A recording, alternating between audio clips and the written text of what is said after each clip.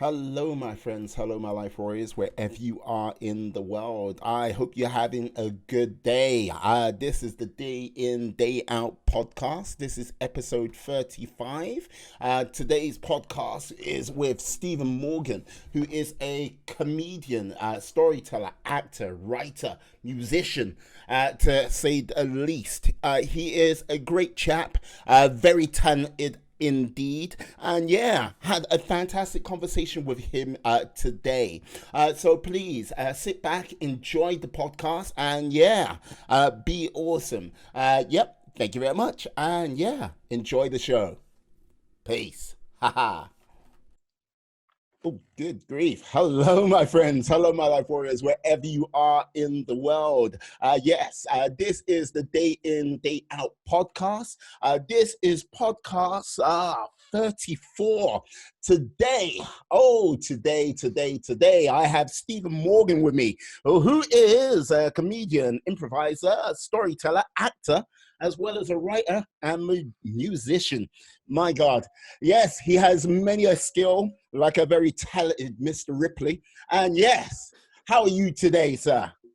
I'm very good, very good. That's a very flattering introduction. I'm very good. How are you? I'm doing well. Here in the UK, lockdown. You're over in the Netherlands at this present time. Is that correct? That's right. Yeah, also locked down like most of the world now. Very familiar with the indoors. Yes. Let put it this way. In my humble flat, I think we've got to know every sort of nook, cranny, crevice you can get to know in a building right now. It's Yeah. amazing how familiar you can get with just like cracks on the ceiling and things like this and the patterns. They become friends in a way. Well, yes. Like put it this way. I hear that. I wouldn't. My lady would not technically agree. She most probably like going, "What?" Just she's been pacing up and down, like going, "Let me out." You've gone out for a walk. No, let me out. She just wants Yeah. freedom right now. No, I totally empathize. The thing is, I guess we're all going through it. And I kind of go through phases where sometimes it's just like, you can be very zen about it all. You can be like, oh, this is a great period of reflection and I'm Mm, getting used to catching up on all of those things, which I usually don't have time for. And then you have moments when you're just like, I just want to be anywhere, doing anything. And I want people around me and I want to just fuck all of this. But yes, it's, yeah. Oh, absolutely. I understand. Put it this way, like with regards to the realm of what you do, yeah, being in a crowd, being out there amongst the public is what you do. It's like yeah, yeah. this is a crazier time for your type of industry right now, or your skill Yeah, set. absolutely. Like this is huge. It's hit so many people so hard. I've got like a day job, which means that at least I've got something that keeps me going. But like I Mm, see there's places now, there's like organizers and everything. They're taking on like any work they can get whatsoever, if anything they can get. It's a really tough time for a lot of people out there. And the entertainment industry, yeah. Like mm. a lot of people who just it's just very suddenly out of nowhere are just like, well, okay, now I have to reevaluate my life choices. Yeah, no, I totally understand. Like a friend of mine, Max, he is an actor as well. He had a gig, he just started in January of all times, Yeah. over in Manchester. And unfortunately, like being what it is, that all just went to the like went down. Uh Yeah. yeah, so like I could sympathize with him and go, yeah, sorry, dude, it's the way it is, but there's not a lot you can do or say about that. Well, that's it. So many people are affected in so many different ways by this, and Mm, I think that if in many ways it's kind of because I lost a lot of money on trips and things like this, mm, which similar like pre-booked before this, and at the time, you're a bit frustrated. But when everyone is going through so many different like experiences right now, it does mean you get a bit of perspective and kind of like go, well, it could be far worse than this. mm. Yeah, like I totally agree with you. Yeah, may I ask a question with regards to like how you got started? Like, was it a case of what did you get started with first? Was it comedy or acting? It's music really. For a long time, music was like my primary sort of love and thing, which just drove me, and was also part of my focus with writing as well. So I did a lot of reviewing for magazines and Hmm. things like that because I knew a lot about music, so I had a lot of things to say. But no, for I had the upbringing where I had the mindset that like, well, it's only if I put the effort in, then I will build a career based as some sort of rock star. It's only a matter of time. This will all happen. Just need to just make it work. With that kind of really naive view of like a teenage and like early 20s and everything, and I really went. We really went for it.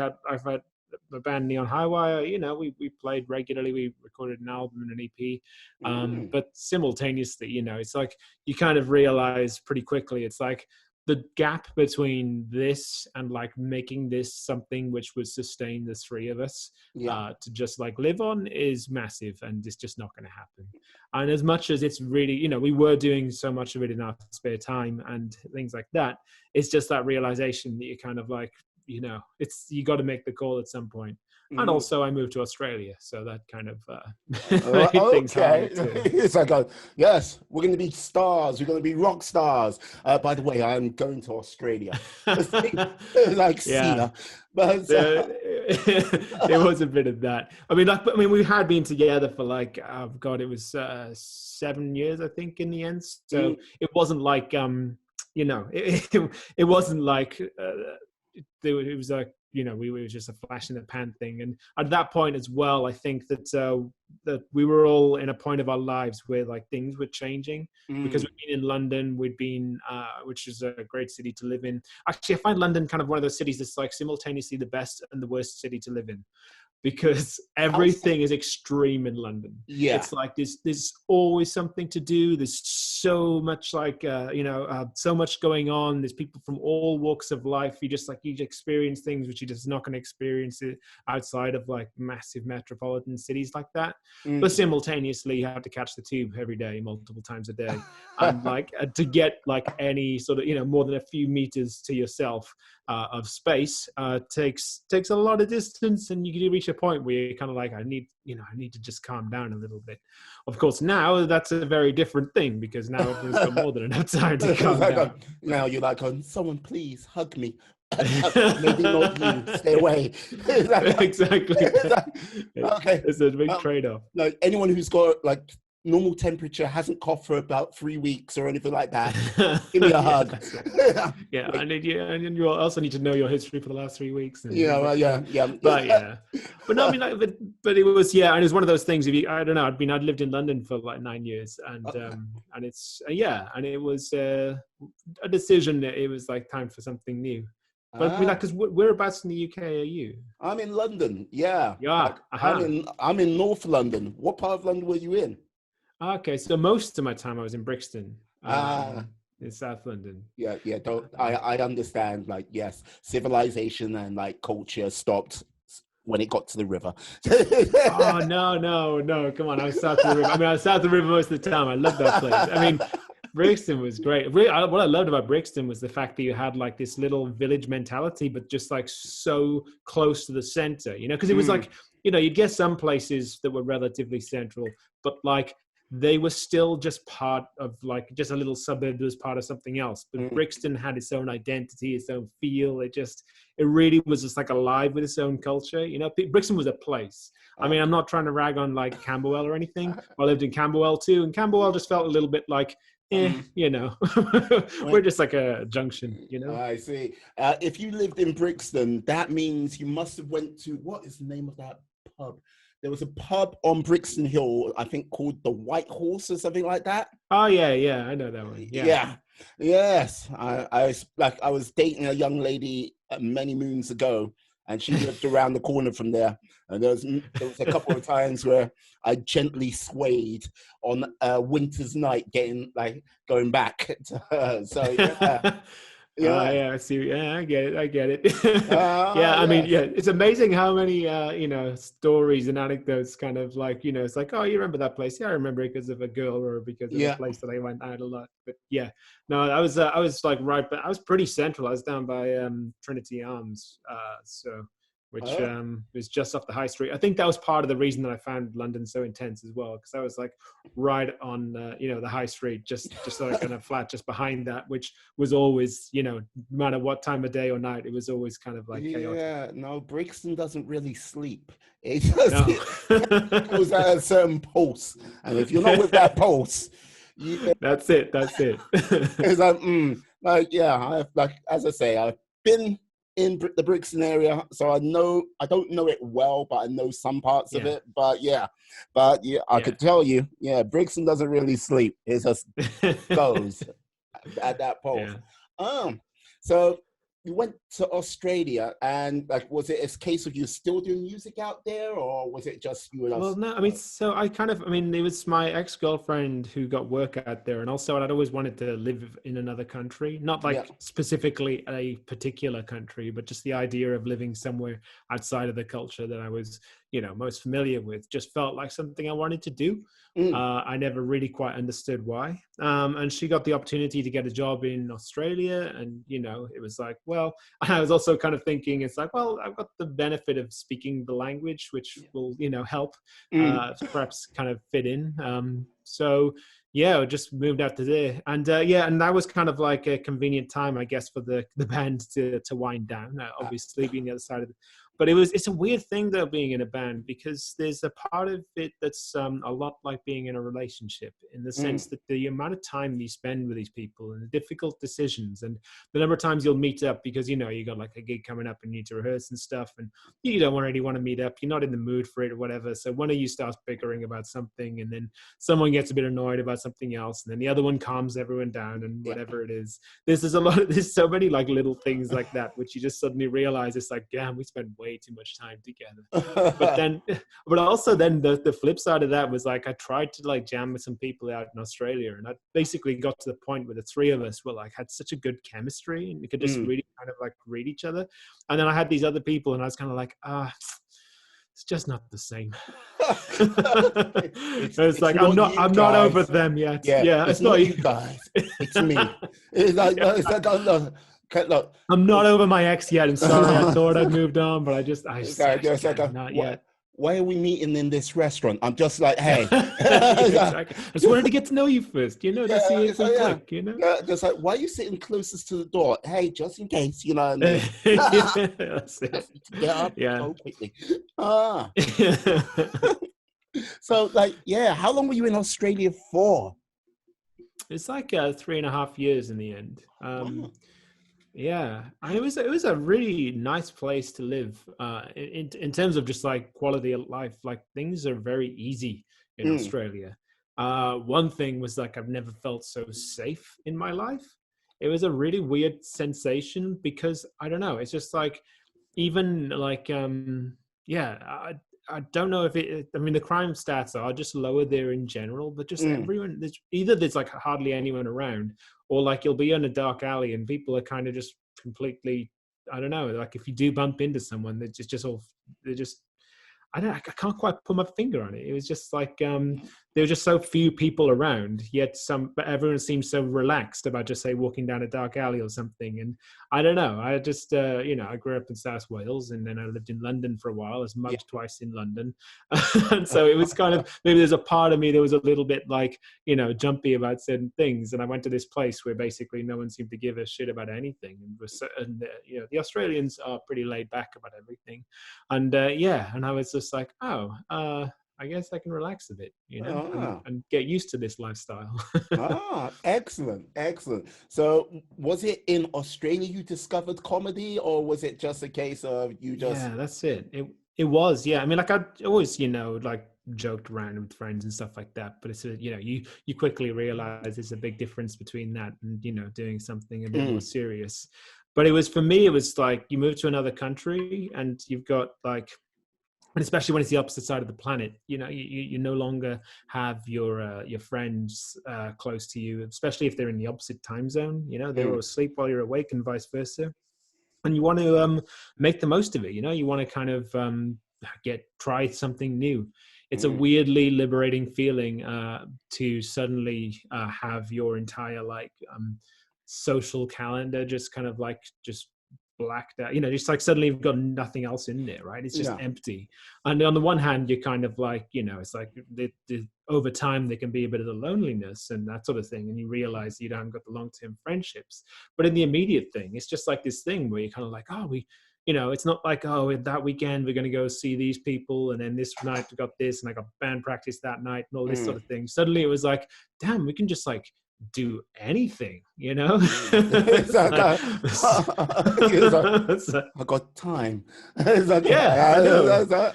No, I understand that. And like I'd say, with regards to the current situation many of us find ourselves in right now, I think that's something which has been kind of highlighted with regards to getting your time back in some for sure. That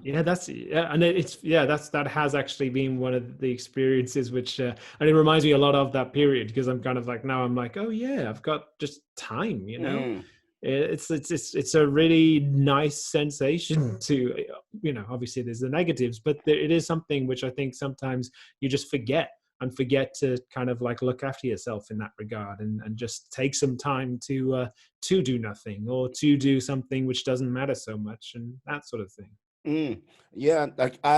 With that sort of liberation fight, was it a case of you then found comedy by just doing it amongst friends, or was it a case of you? No, so I'd always wanted to try. I mean, so stand-up comedy is kind of the most common entry point to just trying something out comedy-wise, because it's you're not depending on anyone else.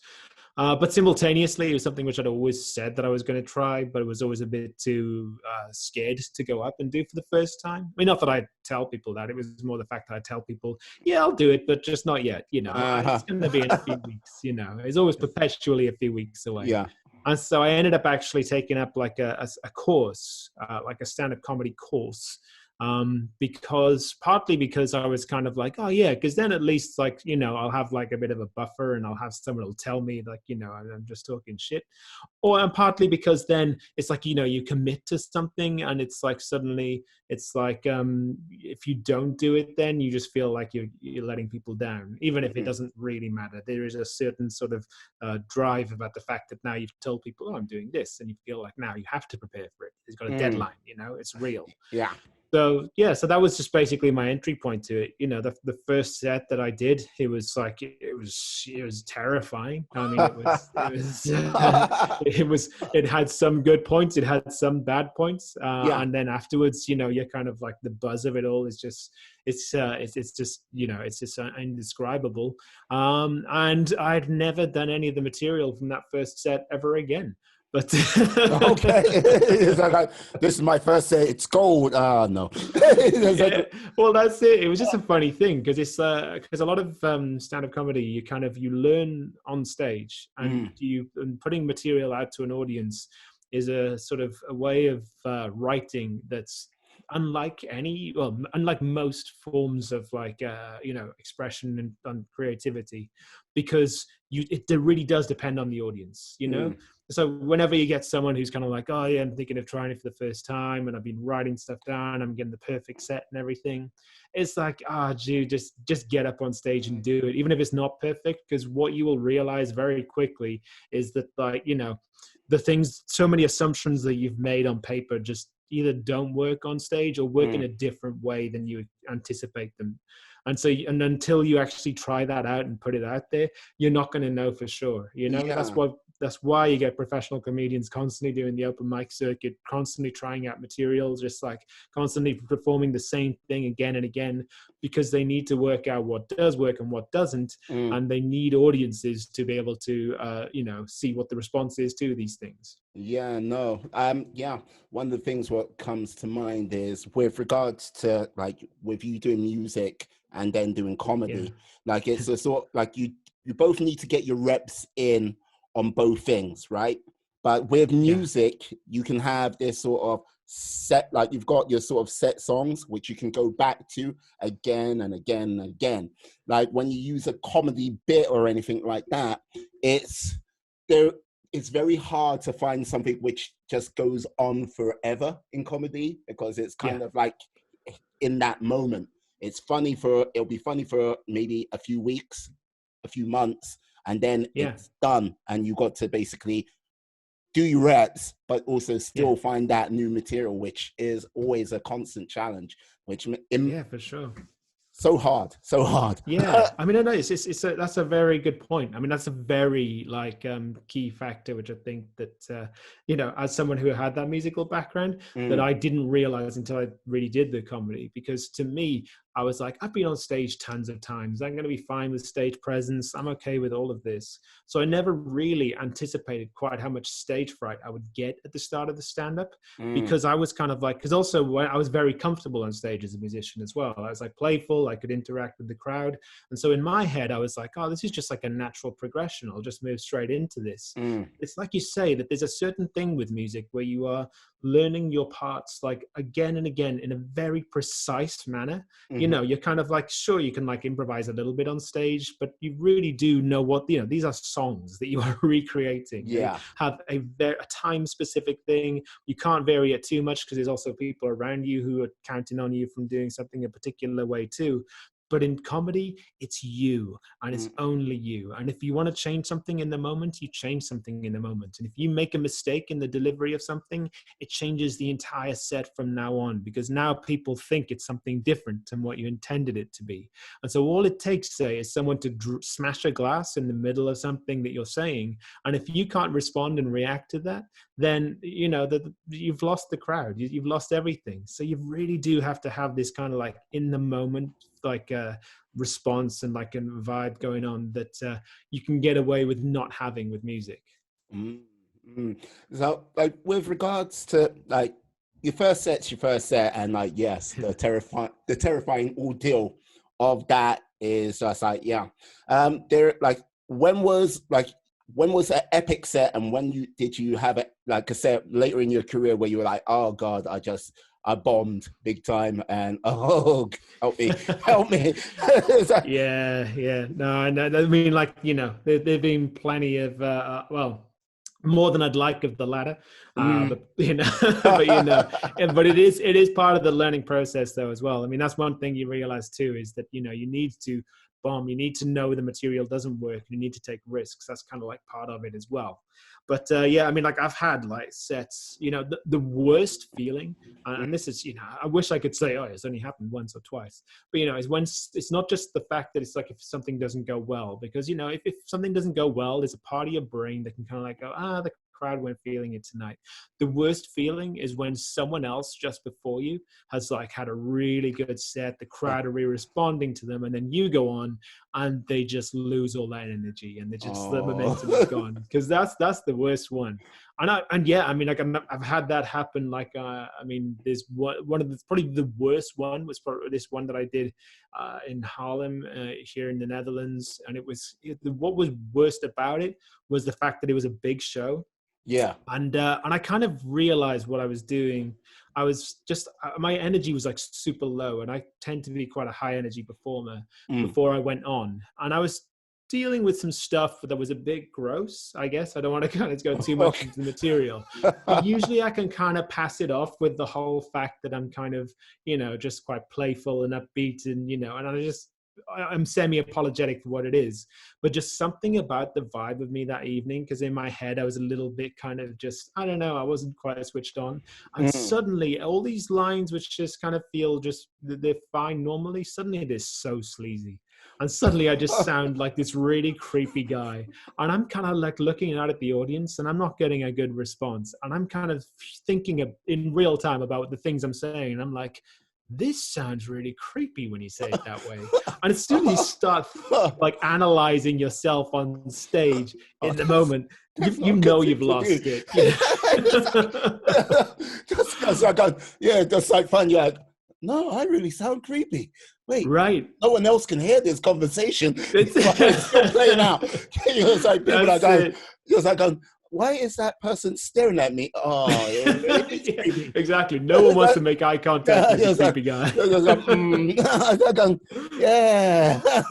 Oh my god, yeah. But yeah, that one sticks in memory. Because the thing is, it's like you can have stuff bomb in sort of like tiny crowds and everything, but that was a particularly bad one because I was kind of like just looking out and I'm like, oh, there's like hundreds of people here and I'm fucking up big time. Oh dear. Oh no. But I've also what I think my favorite ones, the ones which I've like enjoyed the most, are the ones where I'm kind of improvising in the moment and I'm kind of being playful with material and throwing bits in that are just completely in the of the time there and then. Because, well, partly because I kind of get bored of my own material after a while. I'm not. There's only so much I can do something before even I just can't like deliver it with the same enthusiasm anymore because I've just lost interest in it myself.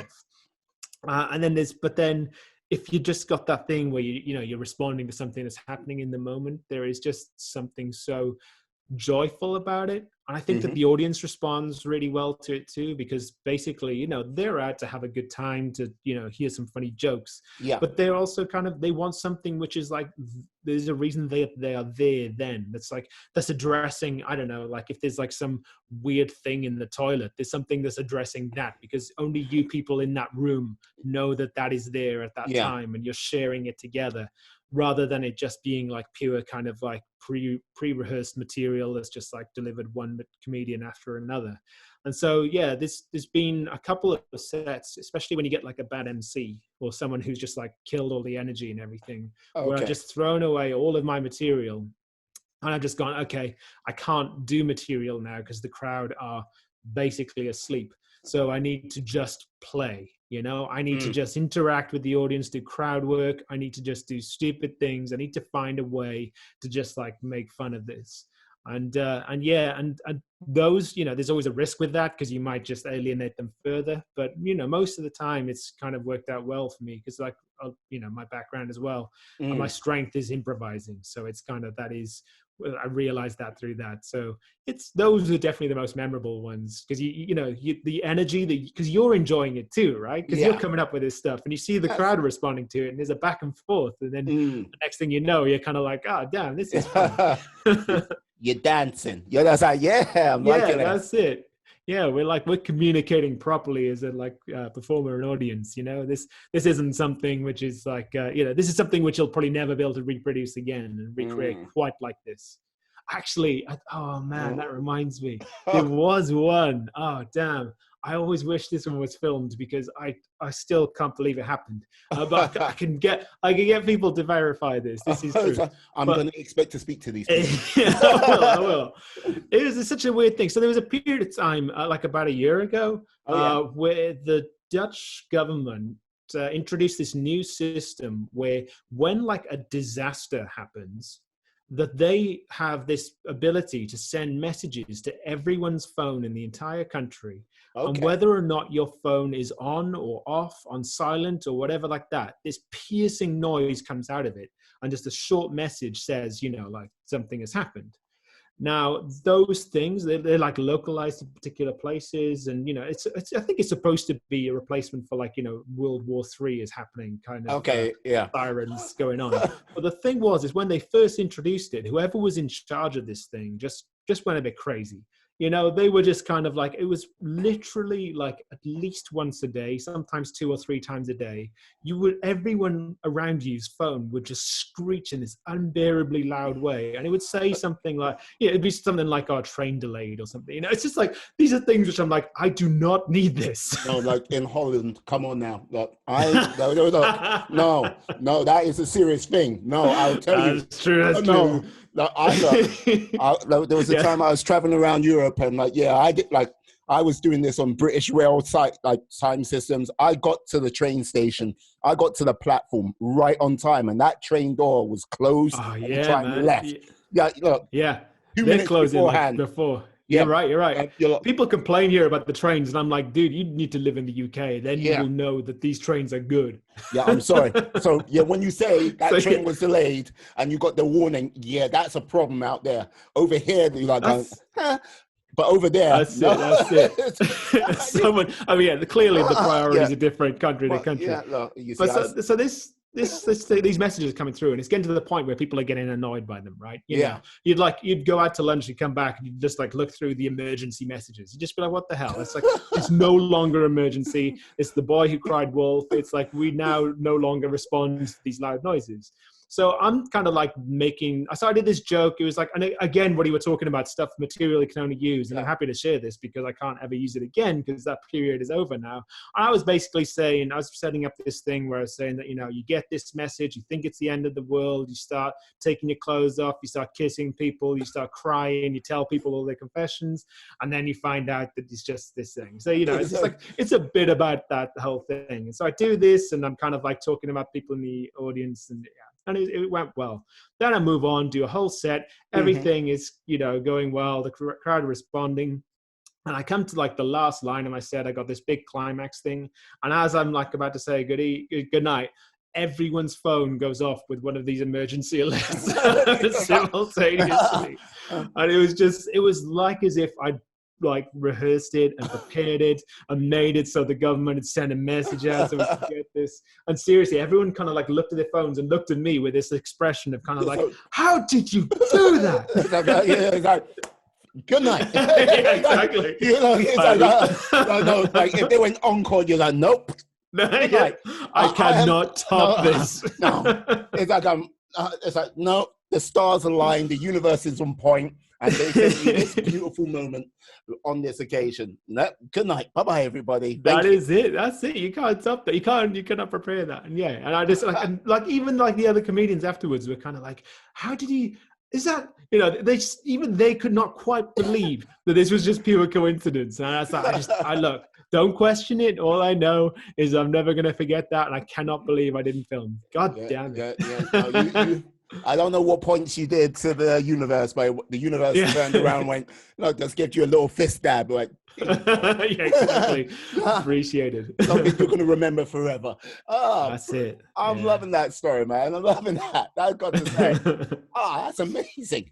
I can imagine that. So, tell me, what is the comedy scene like in Holland? Is it a case of, are you in Amsterdam or like somewhere? So I'm in a city called Nijmegen, which is in the southeast. It's it's the oldest city in the country. Don't worry, I mean, like I hadn't heard of it before I moved here, but it's the Netherlands. And one thing which is easy to forget is like the size of 3 British counties. It's like to get from Nijmegen to Amsterdam on the train takes like an hour 20, and they're basically the opposite sides of the country.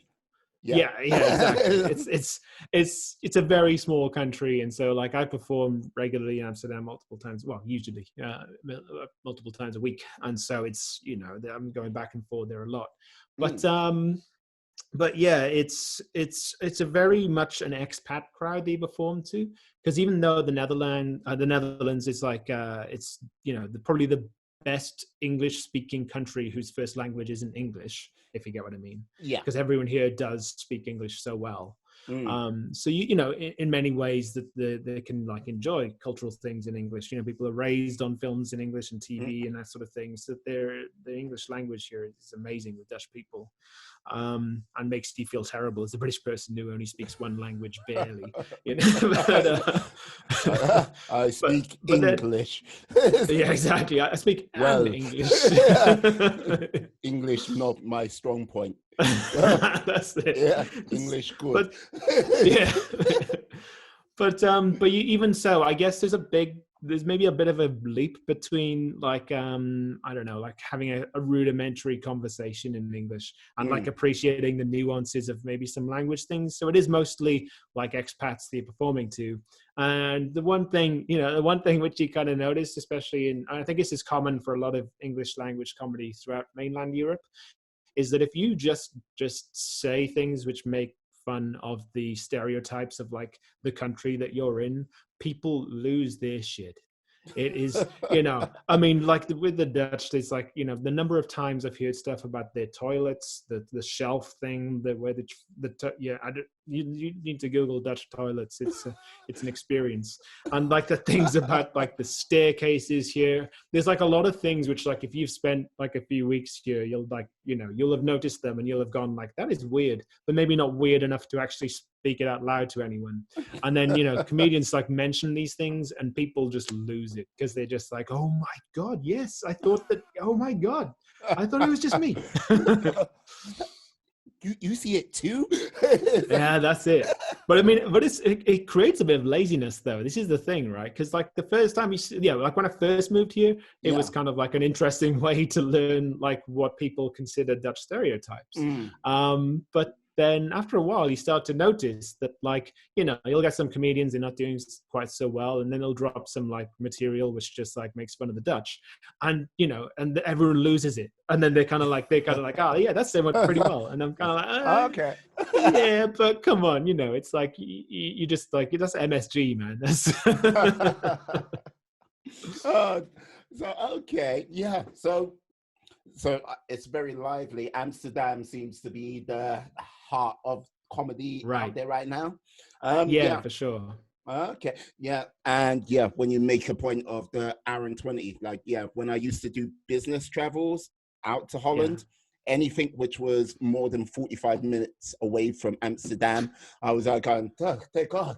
I got so acclimatized to it. I was like, I'm going such a long way. I was like, oh my Lord, I wish it was closer, but yeah. That's it. I think there's like a statistic or something where it's like you're never more than 10 kilometers from a building in the Netherlands. Oh, God. It's like the idea of, like even there's a park, you know, well, obviously there's little parks, but like a park which is like a few kilometers big in the center called the Veluwe. And it's like, you know, that is the place where people go to see countryside. Because the Netherlands is like, you know, it's either just like built up like everywhere or it's farmland. Because these guys love farming. So it's like one of the two.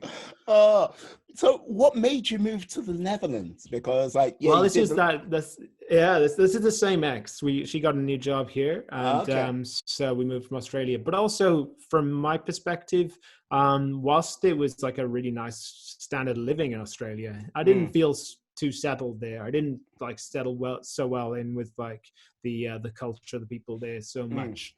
And I kind of started to miss like the friendships that I'd like forged and like over years in the UK and family as well. I mean, you know, that when you're communicating with the time difference, and basically it's like, even when you do get a chance to talk to each other and it's like it's their morning and your evening or vice versa, there's a weird sort of dynamic about that where you're in a different mindset, you know? It's just like you're never quite on the same wavelength because it's a different time of day. Yeah, no, it's impossible because like you either kicking off, they're going to sleep, or like vice versa. It's a very tough thing indeed. Like that. That's it. Yeah. And so I was like, you know, and obviously things have been politically charged in the UK since I left, so to speak. What do you what could I possibly be talking about? Politically charged? And I wasn't in a hurry to move back to the UK, particularly, but I was kind of like, but moving nearby, that sounds good. Look, come on now, we had this long like movie saga, longer than Lord of the Rings and The Hobbit put together. Like, it was like, you know what I mean? Like, had a number of different characters which came into play. Spin-off depending series, from the evil eye of the EU. It's like, that's it. I know. So it was just like a thing, and like the Netherlands. I mean, I've got to say, because even though obviously I'm referring to my ex, we're no longer together, I do just really love the life here, and at this city, Nijmegen is a really beautiful place.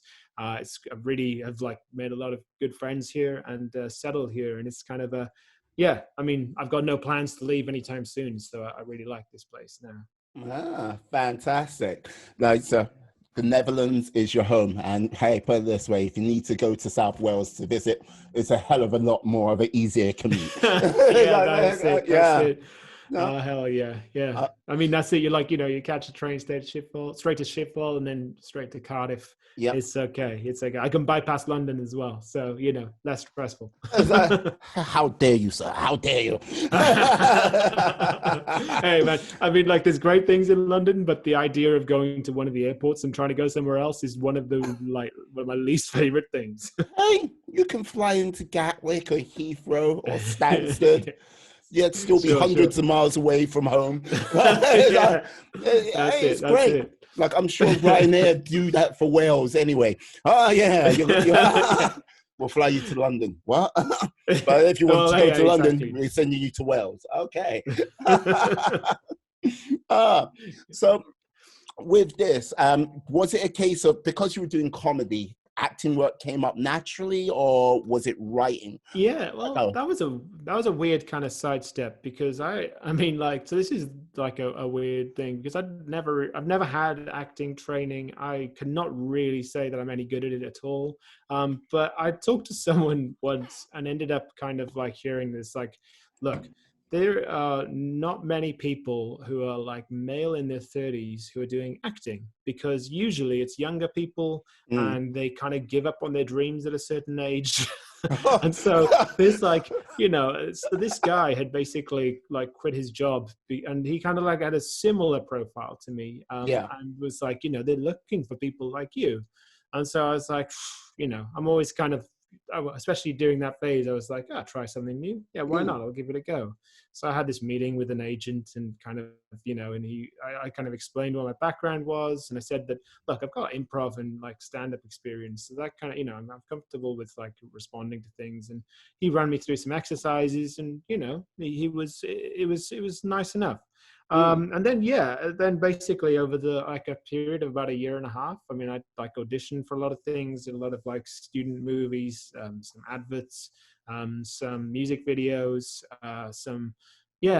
like nothing. Well, one feature-length film, which is now being put out to like film festivals at the moment, that came out late last year. But yeah, I mean, like, I was always very conscious of the fact that I wasn't very good at it. But I also was like, I wasn't lying, I was kind of like, look, No, he is quite good at his acting work. Anyone who might be listening to for potential actors, I mean, but that's it. I'm like, look, I mean, I suppose it's one of those things. It's like you have an audition. It's like you basically you do what you're asked to do, and then it's like and that's it. You can only do what you can do. And I was trying to learn. I was trying to pick up things along the way. But I was very conscious of the fact that I was surrounded by some people who were, a lot better at it than me. The roles I'm going for as well. It's like, I remember one which was for an advert, and it was just hilarious. It's like, it was for an advert for a car, and like literally all that they wanted this person to do for this was to kind of like look at this car driving past and look impressed.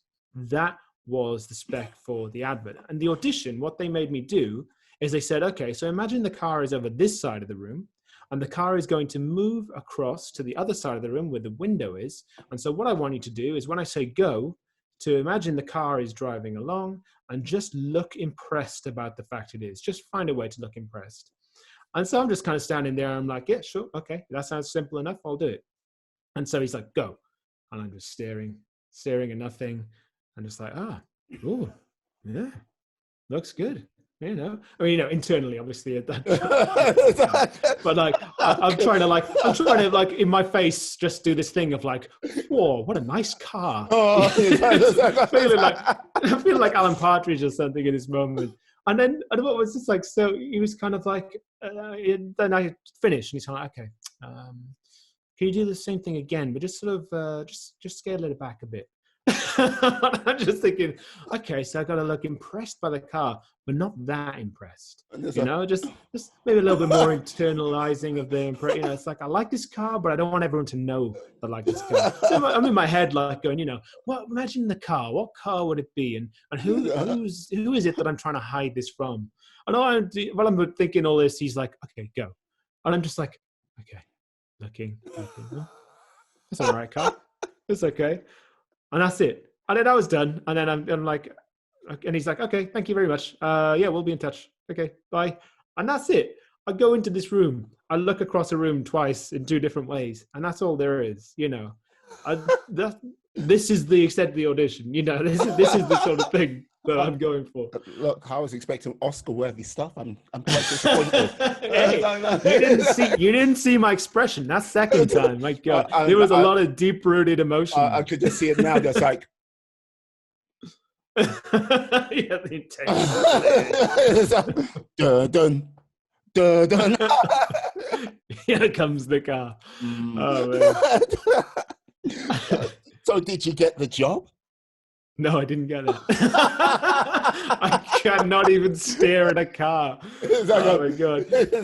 It was so funny because the guy who talked me into starting in the first place, I'd keep him bumping into him because of the fact we had the similar profile. We saw each other so much of these auditions, and every single time it'd always be like, "Oh, yeah, how's things going?" He'd be like, "Oh, great, I got this one, I got this one, I got this one, and this one. How's things going for you?" And I'd be like, I got that one, yeah. Oh, so you were okay, yeah. No, I didn't hear back from them. It was always like this reminder. It's like he's like my doppelganger, but he's the good one. Yeah, thank you for introducing me to this world, but I hate you at the same time. Exactly. Getting all my jobs. I stared at that car. I saw it. I was kind of impressed, but taking it back a little. I see it. Clearly, he had the look of someone who had just the right amount of appreciation for a passing car. It's like going,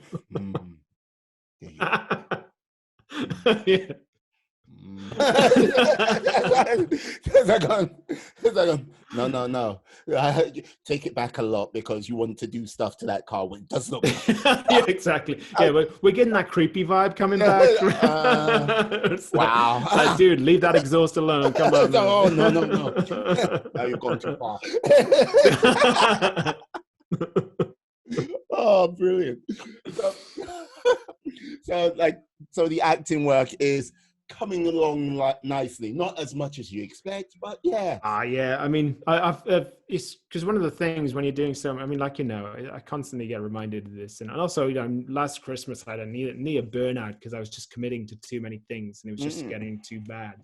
And so I did make a conscious decision over Christmas to kind of scale back certain things. So I'm doing a lot less stand-up. I'm not doing any acting at the moment, but I have thrown myself kind of heavily into improv because I'm part of a group called Easy Laughs in Amsterdam at the moment. So I'm teaching and performing with them on a weekly basis still, but now it's online, which is not quite as fun, but there's a lot that goes into the organization, and it's quite nice just being part of something which is a bit bigger and also kind of I'm getting a lot more teaching experience, and that's a new challenge again as well, because it's amazing how when you start to try and teach something that you suddenly realize how much of it you think you know, but you don't know. And to actually put it into words, it's it's just you just do the thing. That's what's the thing? The thing, which leads to the thing, me Bob, and when you do this, not what you're doing. No, change that. Pretend pretend you're staring at an impressive car going by, just going, what? That's it. You're going, I really had nothing for them at this time, but yeah. Oh my God. So yeah. Yes. How long have you been doing the Improv Group in Amsterdam for now? Yeah, so that's been. So I joined them as a trial last year because they're like the main cast. They only have between, I think it's 6 and 12 or so whenever at any one time, and so a few people had left, and so I was on this trial for a while. And I've done quite a lot of improv, but it was more about the fact that when these guys were on another level of what they're doing and the teaching as well. So there was a bit of a kind of a jump in terms of doing this stuff regularly, starting to run workshops, starting to create new formats and things like this. So and things which, I mean, and they said themselves, because I ended up getting taken on after the end of this trial, and they actually said themselves, it's kind of, because one of the things that I said as feedback was I was most weeks just kind of I had no idea what I was doing. I was really flying by the seat of my pants, and I was just hoping that it would work out okay. which, hey, it's improvising. But that was the thing. And they said, it's like, well, that's kind of part of it, is the fact is that, you're never really ready for a lot of that stuff. So we just kind of put you in it. And some people sort of respond really positively and just like jump onto it and like really, and respond really well to it. Some people kind of just panic and just go a bit like, this is too much, too soon, too fast, or whatever, and that's not such a great fit. So I just so it was kind of like a nice thing to hear, because I was kind of like, oh, okay, this is normal, and it went well. That's good. just like okay, you're a chair and this is what, no, it's like, okay. Yeah. How do I get into the feeling of a chair? Okay, well, what is the doing? What type of chair is it? Yeah. Brilliant. So with that, you're writing as well. Is it a case of you're just writing? What type of writing are you taking on at this present time? Yeah, so the majority of my writing I've done has been music reviews, interviews, features, thought pieces, things like this. So music related. And so I did, when I was in Australia, because I had more time, I did get to the point where I was starting to take on paid work and do things. So like I wrote for Splendor in the Grass Festival. That's like the big music festival. I was doing like the music program there and things like that. So I was starting to take on other things as well, just things which weren't directly related to music, and just like these social fluff pieces, I guess. I don't know how to describe them really. This is just things about a thing, about an event that's happening or something like this, or things that are themed about a particular subject or whatever it is. It wasn't, those tended not to be so exciting. And in the same way, actually, a lot of the reviewing I was starting to get bored of as well, especially like live reviewing, because there's only so many ways that you can describe a bunch of people standing on stage making music before you suddenly realize it's like, oh God. Okay, look, I just copied, paste, yeah, exactly. It's amazing. Is that going? It's like I got to the point where I was actually getting excited if someone just did something unexpected, not because of the fact that it was like, making the night better or worse, but just the fact that it was like, hey, I can write about this. Great. Yeah, no, like it must be kind of hard if the thing you're doing, it's sort of taking away the sort of original joy you had, if you get what I mean. Yeah. Like, to a point. For sure. Yeah. I mean, because there's a reason you get into it, and that's. So I did. So since leaving, I've done. Well, actually, I started writing for a magazine here called All Things Loud in the Netherlands, and that's music based. But and I was doing quite a lot of writing for them. But then I was starting to get bored of interviews, because I was also starting to get to the point where I was like, well, I'm always asking the same questions. I'm always getting these kind of like quite cliched responses. And I was starting to like, I mean, with some exceptions, because some of them were just like fascinating people to talk to outright, but they were also doing lots of interviews, these bands that I'd be talking to and things like that. So I had this idea, which I like approached the editor with, to do like an interview series where I'm basically in character, and I have like a series of characters, and I interview these bands who are like, as far as they know, this is just a regular part of their like, press junket. This is just like, okay, there's going to be us and then someone else afterwards, but we will just basically turn it into something completely ridiculous. It'll be filmed. It'll just be, each of these characters will be these kind of like larger than life people who are like completely unsuitable for the role, and we'll just see what happens basically. And that developed into a web series called Real Power Talk, and we've done a few of those. I've actually been editing a lot of the ones that with this lockdown period that I've been meaning to do. And so that now has actually kind of taken most of my time as far as the music side of things goes. But it's just so much fun though. It's proper kind of adrenaline stuff when you're just going, you're basically lying with a character. You're being someone completely different to these people. They're like, they're bands, so they're always trying to appear a bit cool and that sort of thing. So you don't know how they're going to respond. And, it does get quite wild sometimes, and there's sessions that are a lot of fun. Just like, who is this guy? Why is he doing this? Well, so the thing is, there was one band called They're a Belgian band, and they was Okay. at a music festival called Best Kept Secret, and I was interviewing them backstage. And I was in this kind of like fashionista character, wearing like the most ridiculous outfits, talking to them. But the thing was, is they completely, as weird as I made it, they kind of matched it and almost upped it even further. And there was one point, and I do remember this because there's one point where the singer licked my eyeball. Uh, he just, and basically, he slowly came up to me, moving his face closer and closer to mine. And I'm thinking like, oh God, he's going to kiss me. I'm not so this is not cool. And then just at the last minute, he moves his mouth up above my mouth and just licks. And I was just like, okay. Oh, that's no. No, 1,000 times no. I can get pink eye. Oh, no. God, he's a musician. You don't know where that tongue's been. That's it, right? There, look, you're taking your life in your hands when he kiss you.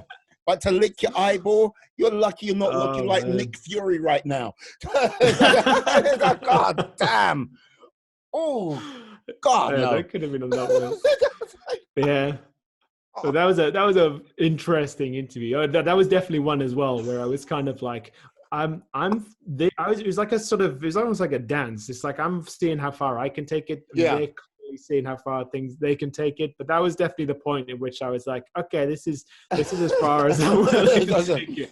I need to find. Nope, I'm out. I'm off to get an eye bath or something. I don't want to know. Don't know what. That's like. If you got some strange cough or whatnot, stay the hell away from me. I'm done. That's it. So how long did these interviews go on for? Because it sounds like, Well, it varies a lot because often when because it depends on how many other interviews they got lined up. So whatever slot we can get, we'd always push for as long as possible because it's far better to have more material and edit it down than to just get a tiny little bit of time. Especially as well because part of the fun is that period of time where they start to realize something is not right. So you want to have that little transition. You don't want them to basically just be weirded out and then end. You want them to kind of like go, something's not right here, and then start to see how they respond. Because they can also feel a bit like this guy's ridiculous, and then they start to like make fun of me, you know. And that's a lot of fun too, because it's like, that's good because that's what it should be. It's like, we're not trying to, it's not trying to make them look ridiculous. It's not like, because it's not like one of those things where it's like, we're being mean to them. It's more the fact that it's just kind of like my character will just be just like absolutely like idiotic. And you're like, just trying to play a game with them rather than that.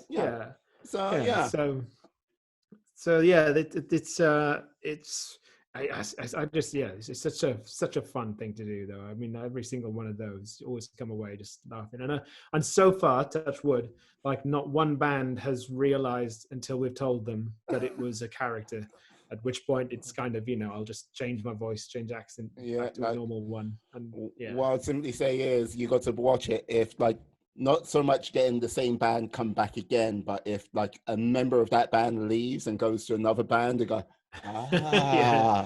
there is actually, that did happen with one. They did know, they had found out about it basically through a little bit of Googling beforehand. Only one of the band members knew, and that was actually quite fun. It was this band called Acres. And, so basically, and this was the funny thing about it, was how the interview started was the ones who didn't know, they were there present and I was interviewing them, and they were getting really kind of like freaked out.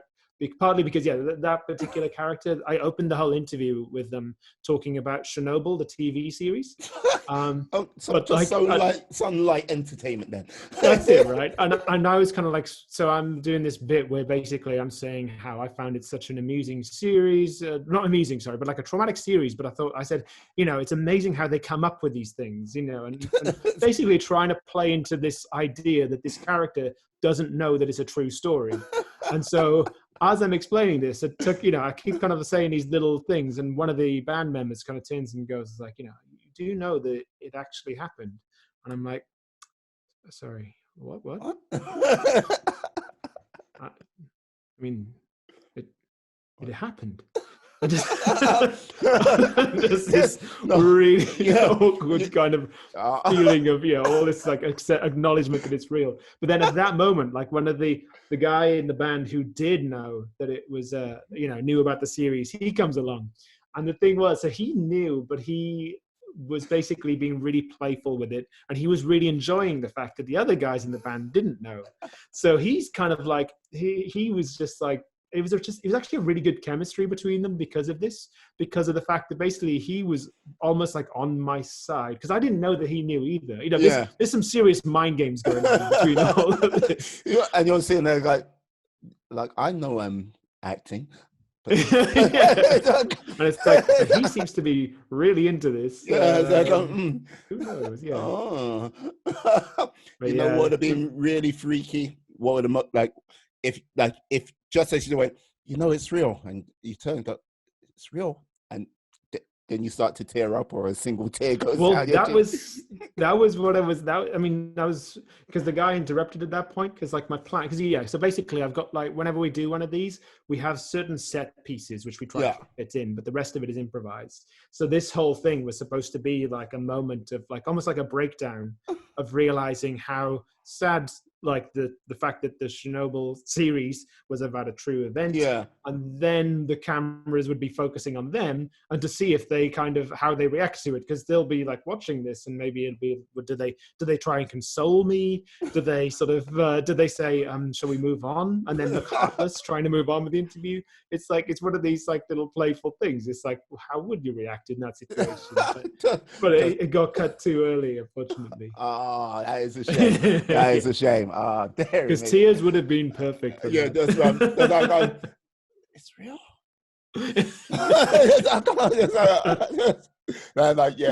Get the guy from the TV commercial. Go, why can you do that with the car? Yeah, exactly. Come on. That's it. That's what we were looking for. Yes. Damn it! Stop it! Oh my God, yeah. Oh no, loving it. Like, okay, just so people know with the setup you've got right there, because this will also be going out on YouTube. You said you. Oh, will it? Yes. So like, yeah, Peter. Okay. So it's going to be like, there's going to be some people like going. No, I'd have done my hair. And well, as you can see, like I'm going with the t-shirt and long sleeve t-shirt. Like, yes. So formal I am. I didn't know this was your formal wear. Come on. Well, yes. You know what I mean? It is, how can I say, lockdown chic, as they say. Yeah, that's describes it well. Describes it well. It's like, most comfortable clothes you can wear. It's like, it's been like, I now measure the time I've worn jeans in days, yet weeks. It was at the beginning of it. I didn't wear jeans for about 3 weeks. Then I was just like, oh my God, what's happening here? Got to make a change. Just like, there is a little bit of that, yeah. I mean, that's it, right? Because I mean, if it was warmer, I'd probably be in my pajamas right now. So I'm kind of glad now that that I know that this is going on, and I'm actually managed to put like a hoodie on. I mean, it's still a hoodie, but it's a formal hoodie. Yeah, absolutely, absolutely. So like with with your setup there, like it is, you said for voiceovers, is that correct? Yes, yeah, that's right. So I've done some voiceover stuff as well. So so I've seen those soundproofing, basically. Yeah, I've seen that type of setup on some YouTubers where they have that and they've got the mic all set up and then they're like talking into it, and like you've got golden crispy sound, and it's like, oh, I understand.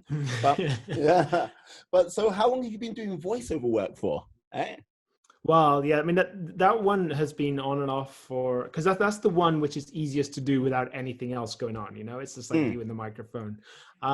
So that, I mean, like, I did one like last week. So it's again, though, it's never really exciting stuff that I do, and most of it is kind of like auditioning for something and then getting no response. That's that's part of the process. But but the thing is because I'm currently staying at my girlfriend's place, and like over the lockdown, and like I've moved most of my stuff here slowly over the period of the last few weeks, so including my recording stuff. And it's like this right here. So this is a really like reverby room. There's like no carpet or anything on the walls. So what I have to do when I do recording in this is cover myself in a duvet on top of this, so that basically I don't get, and it's so it's not such a glamorous thing when you're underneath the duvet trying to have this conversation.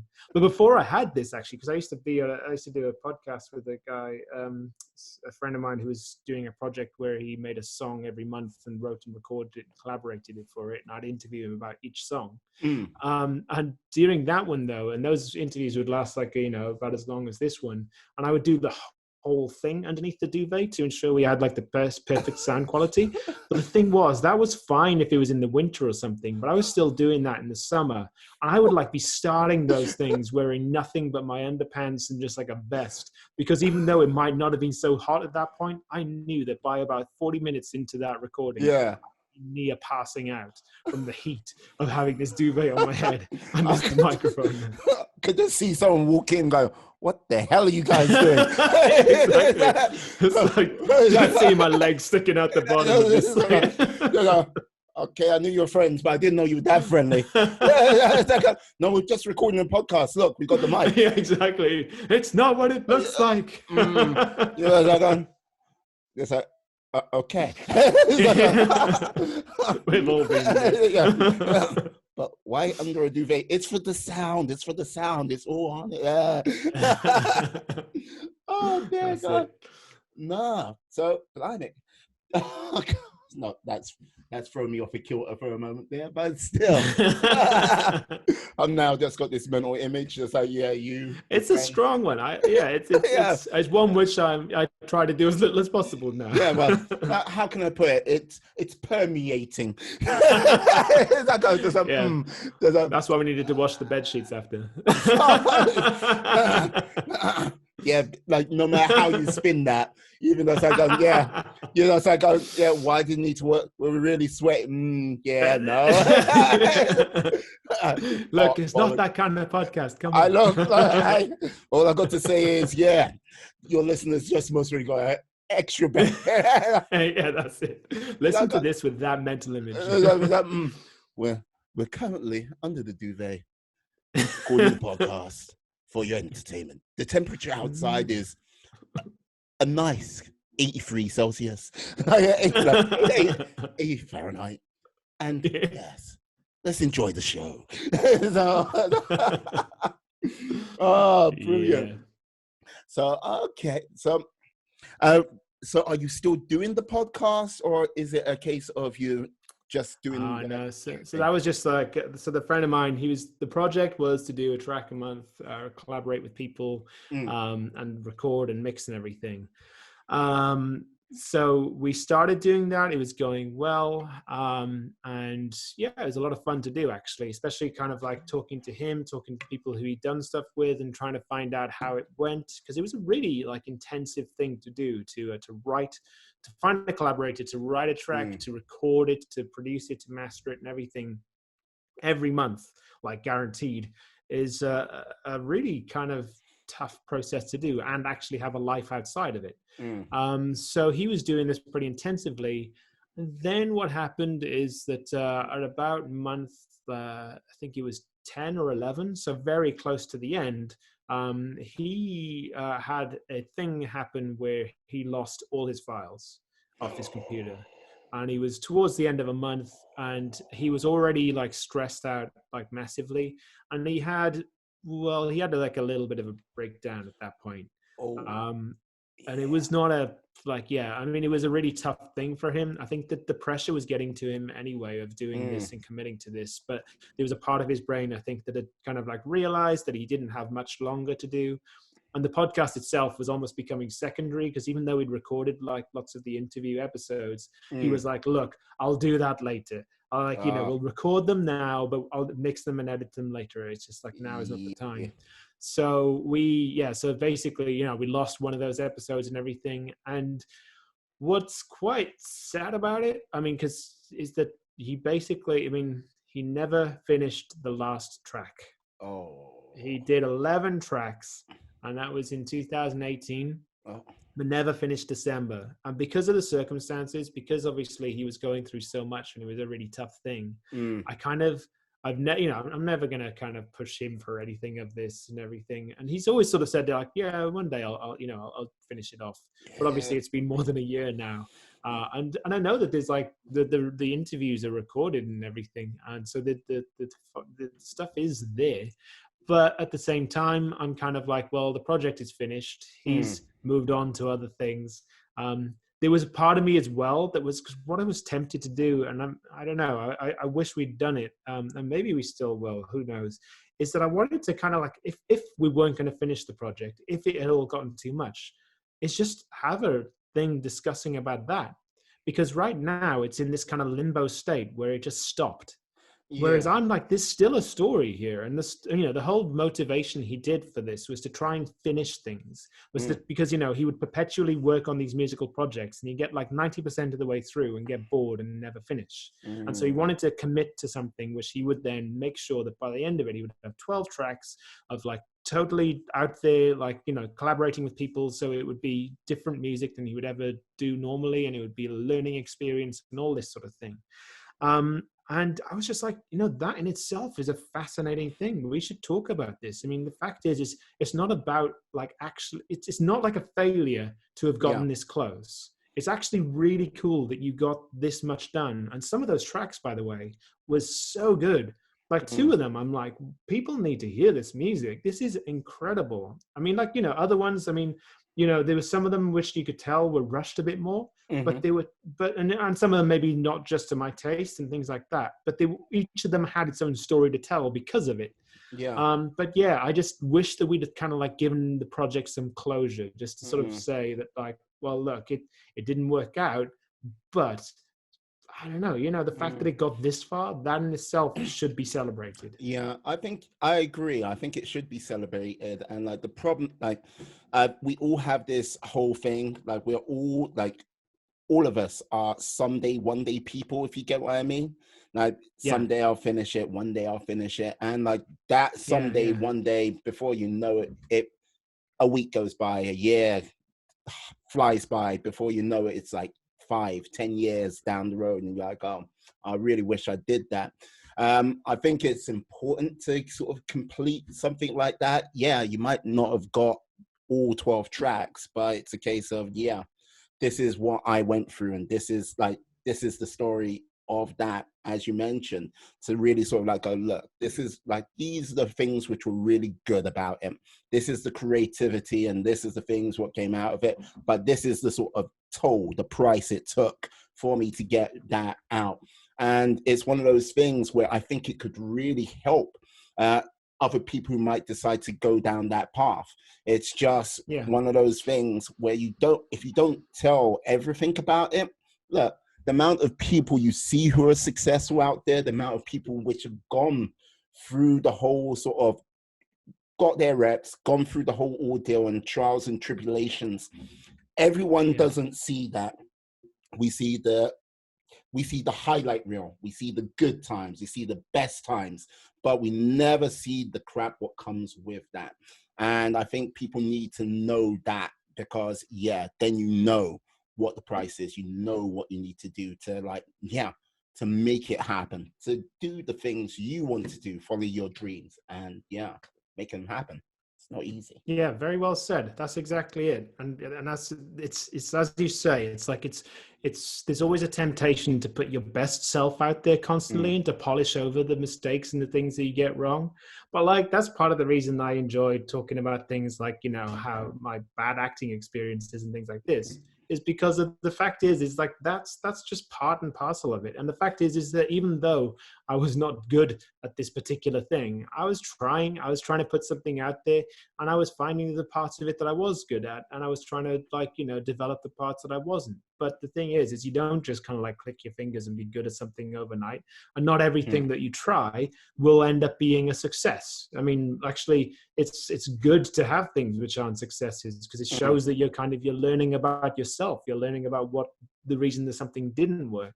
And so to me, it's like, that's a really important thing, that we share the things that we fail in, to share the things that we're not good at, because those are the things which I think are most relatable. Yeah, no. And with that, yeah, you've got to, I would say people need to be prepared to do stuff they suck at. Like, no, it's a case of, look, you think about it, right? But one of the reasons why I started this podcast is like, yeah, you get to a certain point in life where you're not talking to as many people as you normally would talk to. You get a little bit more set in your ways. And this is an excellent way to talk to different people from like different backgrounds and hopefully help myself grow and help other people who might be listening to grow as well. But whole thing is, this is something completely new. I'm not doing like podcasts. You talk like, if you spoke to me a year ago and went, yeah, you'll be sitting talking to the Stephen Morgan, over in like Holland about like his life and times and stuff like this. Just like going, I'll be like, okay, well, who is this guy? But it's like, it's okay, sure. And you have another 33 podcasts beforehand where you've been talking to a number of people and looking to have countless other podcasts where you'll be talking to more and more people. I would have been like, no. It's like, no, I don't see that happening. But sure. And look, there's a long way to go. And I'm sure I will suck many a time doing it. But like, it's a case of, but in order for myself to grow, you've got to I've got to take the bull by the horn, say, using lots of metaphors right now, and basically, take it forward from there and not be afraid to suck at like doing something new. So yes. Oh yeah, that's it, man. When I was in Australia, I also took up Taekwondo. And like, I can't even touch my own toes without bending my knees. I'm that inflexible. And that's part of the reason I did, is because I was like, I want to do something which I suck at as far as exercise, because I don't want to be so inflexible. I ended up getting to a third cup, so blue belt with brown tip, before I left. But it's, I mean, the thing is I wasn't good at Taekwondo. I sucked. I was really not, I was good at the patterns and things like this, but if I was trying to kick, you could hear the creaking parts of my like hips and bones and everything every time I tried to raise my leg above a certain point. The kids, and especially like the young, the young adults and everything, they were so better than me at this sort of thing. But like, I was like, if I don't do this, then it's just gonna get worse. I'm gonna get less flexible. It's just gonna get worse for me. So I mean, and I was kind of like enjoying the social side of things, and I was enjoying doing it as well, even if I was very conscious of the fact that anyone looking in would be like, what does that guy think he's doing? But that's it. It's like, I'm having fun, and that's the main thing. Perfect. Well, we have been doing this for an hour and 15 minutes and counting. Tell you what, you're getting quite dark over there. Quite dark. Yeah. So I'll tell you what, if you could tell people where they can find you, your social medias and such. Yes. Sure. Okay. Well, so I've got a Facebook page. It's Stephen Morgan Hero. So that's just the username. You got to just start something, right? And Stephen Morgan was already taken. Oh, well, I like Instagram. Well, you got to put something. It means you're not committing to something, right? I'm not Stephen Morgan, a comedian or whatever. I'm Stephen, a hero. That's nice and vague. I'm a MA0SM on Instagram, which is really unmemorable. But I'm sure you could put it in the show notes. Yep. And Flavardit on Twitter, which is equally unmemorable and will definitely need some sort of spelling. But when you got rubbish usernames like that, it means that people don't take them before you can. So that does help. But so and the web series I have is called Real Power Talk. That's on Facebook and YouTube. And also the podcast I talked about, which never really finished, is called Calendar Music. That's calendar with a K. That's on all sort of podcast sources. The improv group that I'm with now is called Easy Laughs. That's facebook.com/Easy Laughs, or twitter.com/Easy Laughs, or instagram.com/Easy Laughs Amsterdam, because somebody stole the Easy Laughs username. So this is really interesting stuff. But I think that covers all the main ones which are still active that I'm doing. Excellent. Yeah, I'll definitely put this in the show notes, in the description down below. So so people will be able to find that. Not a problem at all. I'm going to say, Stephen, it has been a pleasure speaking to you today. I'm loving the stories. There's permeating images in my head which I'll never get rid of. I'm going to now practice looking out of a window, pretending there's a car I desire outside. And, good luck. If you need any tips, just let me know. No, I definitely shall. And I'll have to say thank you very much today. Thank you so much for you. No worries at all. I'd like to say thank you to everyone out there, my friends, my life warriors. I do hope you have a great day. Be awesome, be excellent, be all the positive bees you can be. And I look forward to seeing you on the next one. Peace. Ha ha. Ha ha.